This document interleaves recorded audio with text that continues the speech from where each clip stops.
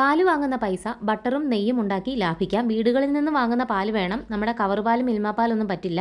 പാലപ്പോൾ ആദ്യം നന്നായിട്ടൊന്ന് തിളപ്പിക്കാം. നന്നായിട്ട് ചൂടാറിയതിന് ശേഷം പാത്രം അടച്ചിട്ട് ഫ്രിഡ്ജിൻ്റെ താഴത്തെ തട്ടിൽ വെക്കാം. പിറ്റേ ദിവസം രാവിലെ എടുക്കുമ്പോഴേക്കും അതിലെ ക്രീമെല്ലാം ഇങ്ങനെ മുകളിലേക്ക് പൊങ്ങി വന്ന് നിൽക്കും. അത് നമുക്ക് ഒരു പാത്രത്തിലേക്ക് കോരി മാറ്റാം. ഇത് ഞാൻ നേരത്തെ ഒരാഴ്ചയായിട്ട് ശേഖരിച്ച ക്രീമാണ്, പാൽപ്പാടയാണ്.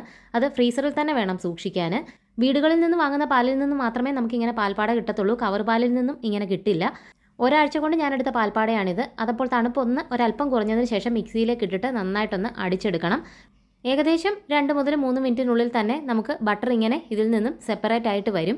വേണമെന്നുണ്ടെങ്കിൽ ഇടയ്ക്ക് ഐസ് ക്യൂബ് ഇട്ട് കൊടുക്കണം. ഇനിയും ബട്ടർ നമുക്ക് കൈകൊണ്ട് ഉരുട്ടിയെടുക്കാം. കൈകൊണ്ട് ഇങ്ങനെ ഉരുട്ടിയെടുത്തിട്ട് നേരെ തണുത്ത വെള്ളത്തിലേക്ക് വേണം ഇട്ട് കൊടുക്കാൻ.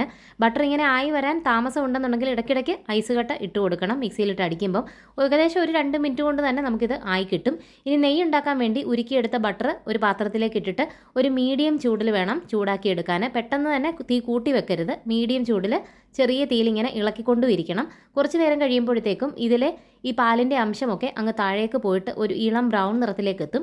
ഈ ഒരു നിറത്തിലാകുമ്പോൾ തീ ഓഫ് ചെയ്യാം. ചൂടാറിയതിന് ശേഷം ഒരു കോട്ടൺ തുണിയിലൂടെയോ അരിപ്പയിലൂടെയോ അരിച്ചിട്ട് കുപ്പിയിൽ സൂക്ഷിക്കാം. അങ്ങനെ നെയ്യും ബട്ടറും റെഡിയായി.